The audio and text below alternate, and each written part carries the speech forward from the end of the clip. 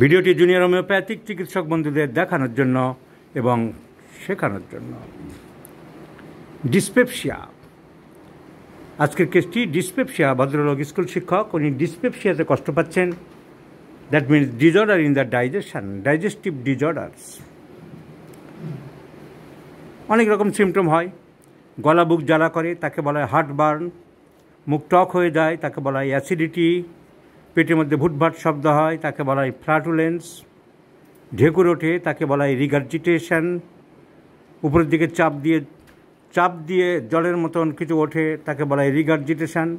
ঢেকুর ওটাকে বলা হয় বেলচিং বা ইরাকটেশনস। বিভিন্ন রকম সিমটম দেখা দেয়। অনেকে সবথেকে গণ্ডগোল হচ্ছে হার্টের কিছু ব্যথা হয়, যাকে বলা হয় অ্যাঞ্জাইনা পেক্টোরিস। এইসব সিমটমকে গ্যাসের বলে চালায়, এটাই সবথেকে ভয়াবহ খারাপ। সাধারণত পেটের গোলমাল হলে, গ্যাস হলে, যদি মাঝে মধ্যে বুকে ব্যথা হয়, কারণ ডায়াফ্রাম যদি চাপ দেয়, কিন্তু তাতে রেট্রোস্টার্নাল পেন হয় না, স্টার্নামের ভিতরে ব্যথা হয় না, ঘেমে যায় না, অত ব্যথাটা হাতের দিকে ছড়ায় না। এগুলো যদি হয় তাহলে বুঝতে হবে হার্ট পেন। অনেকে গ্যাসের ব্যথা মনে করে আগে গ্যাসের ওষুধ খাওয়াতে থাকে। এই যে ডিসপেপসিয়া, পেটের গণ্ডগোল, বহু মানুষের খাবার দাবারের গণ্ডগোলে বা নানান কারণে এগুলো হয়। খাদ্যাভ্যাসের গণ্ডগোলেই বেশি হয়। যেটা সহ্য হচ্ছে না সেটা জোর করে খাচ্ছে। তামাক খেলে বেশি হতে পারে। Tobacco dyspepsia, tobacco heart. তামাক থেকে রোগ হয় না এমন খুব কম আছে। তো টোবাকো ডিসপেপসিয়া হয়। সেরকম থাকলে আমাদের টোবাকো বাদ দিতে হয়। অনেকে জানে না যে গলব্লাডারের ভিতরে চুপচাপ একটি পাথর বসে আছে এবং তার জন্য হজমের ডিস্টারবেন্স হচ্ছে, বিলিরুবিন সিক্রেশন ব্যাহত হচ্ছে। ফলে প্রোটিন জাতীয় খাবার, মাছ, মাংস, ডিম এসব খেলেই তার পেটের গণ্ডগোল হচ্ছে। পেটের মধ্যে ভুটভাট শব্দ, অস্বস্তি, গলা বুক জ্বালা করছে, একবার খেলে বিকালে খেতে ইচ্ছে করছে না। ওষুধ দিয়ে যাচ্ছে, কার্বোভেজ, লাইকোপোডিয়াম, চায়না, র্যাফেনাস স্যাটাইভা, অ্যাসাফিটিডা। কিন্তু রোগী নিজের পয়সায় খরচ করে একটা ইউএসজি করবে, সে করতে বলেনি। কারণ সে জানে না যে এটা গলব্লাডারের গণ্ডগোল থেকে হতে পারে। This is called gallbladder dyspepsia. বহু পেশেন্ট গলব্লাডার ডিসপেপসিয়া আছে। আমার এখানে লোকাল একটি ছেলে, যে আমার কম্পাউন্ডারই করতো, তখন হোমিওপ্যাথি ঢোকানোকর সোজা ছিল। ওই নাগের কথা বলছি, ঢোকানোকর সোজা ছিল, আমি ঢুকিয়ে দিয়েছিলাম। তারপর 5 টাস করে এই পাশে কলোনি এলাকায় বসে, বেশ কিছু রোগী টোগী হয়, 25-30 জন করে দিনে দেখে। 5 টাকা, 4 টাকা, 10 টাকা এরকম লোকাল ডাক্তার। তারপর তার খুব দাম বিরাটভাবে। তো আমার সাথে যোগাযোগে রাখতো না। যাই হোক, একটা রোগীকে বহুদিন ধরে এরকম চিকিৎসা করছে, কিছুতেই গ্যাস অম্বল পার্মানেন্ট রিলিভ হচ্ছে না। আমি তো আমার কাছে যখন একদিন আসলো যে এখানে পার্মানেন্ট কিছু হচ্ছে না, বহুদিন থেকে খাচ্ছি, ওই একই ঘুরিয়ে ফিরিয়ে দিচ্ছে, আমি পরিষ্কার বুঝতে পারলাম this is a case of gallbladder dyspepsia. কারণ গলব্লাডার দেখতে হবে আঙুল দিয়ে জায়গাটা, মারফিস সাইন পজিটিভ। পিছন দিকে ব্যথা যাবে, ঘাড়ের দিকে যাবে, পিঠের মাঝখানে ব্যথা যাচ্ছে, আর খুব জোরে জোরে ঢেকুর ওঠে। বললাম ইউএসজি করে আনেন। তো ইউএসজিতে দেখা গেল, তখন ইউএসজি ছিল না, অনেক আগের গল্পটা, তখন ছিল কলিসিস্টোগ্রাম, যাকে বলা হয় barium X-ray of the gallbladder. যেগুলো লম্বা লাউ কাটলে যেরকম বিচি দেখা যায়, সেরকম বিচিতে ভর্তি। আমি বললাম তোমার এই অপারেশন না করলে এই ডিসপেপসিয়া যাবে না।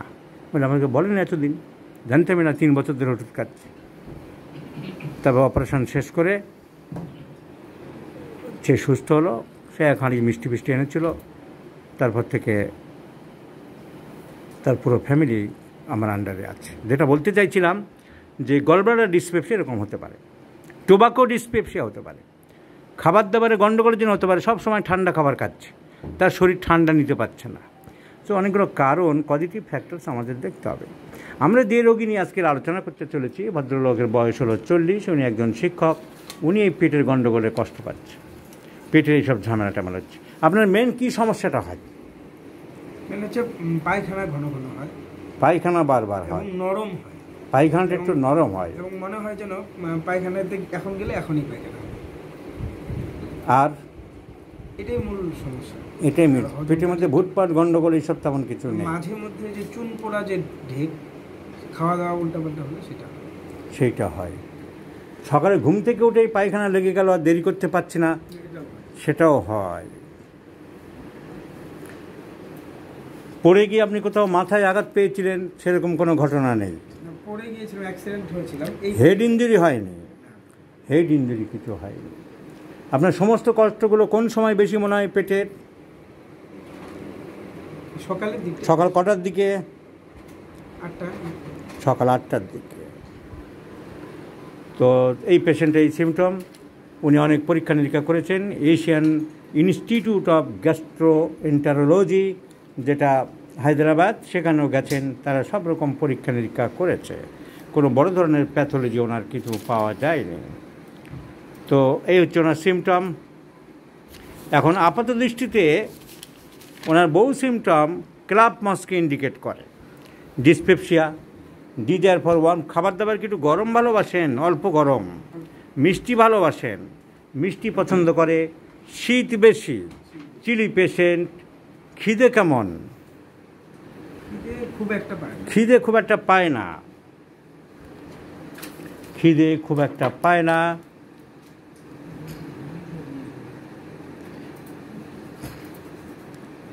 আর লুচি, পরোটা, সিঙ্গাড়া এসব খেলে কোনো অসুবিধা হয়?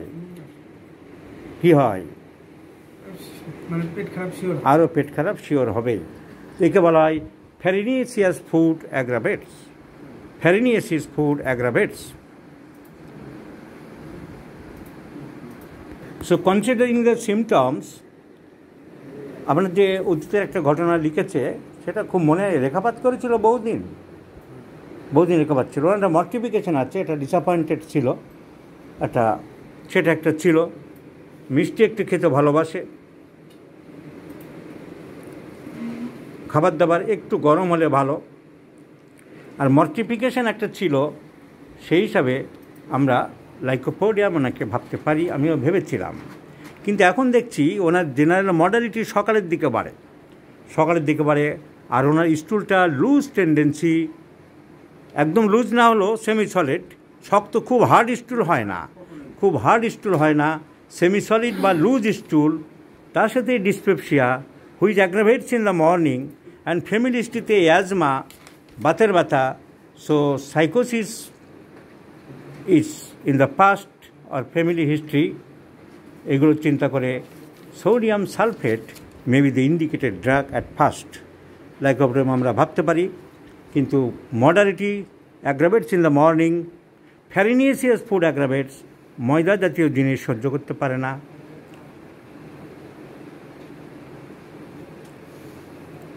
And considering the myosome in the family, we may think of sodium sulfate. And sodium sulfate, আরেকটা মেন সিমটম হলো একটা মেলানকোলিয়া, স্যাডনেস, একটা যেটা ওনার চেয়ারের মধ্যে বিরাজমান।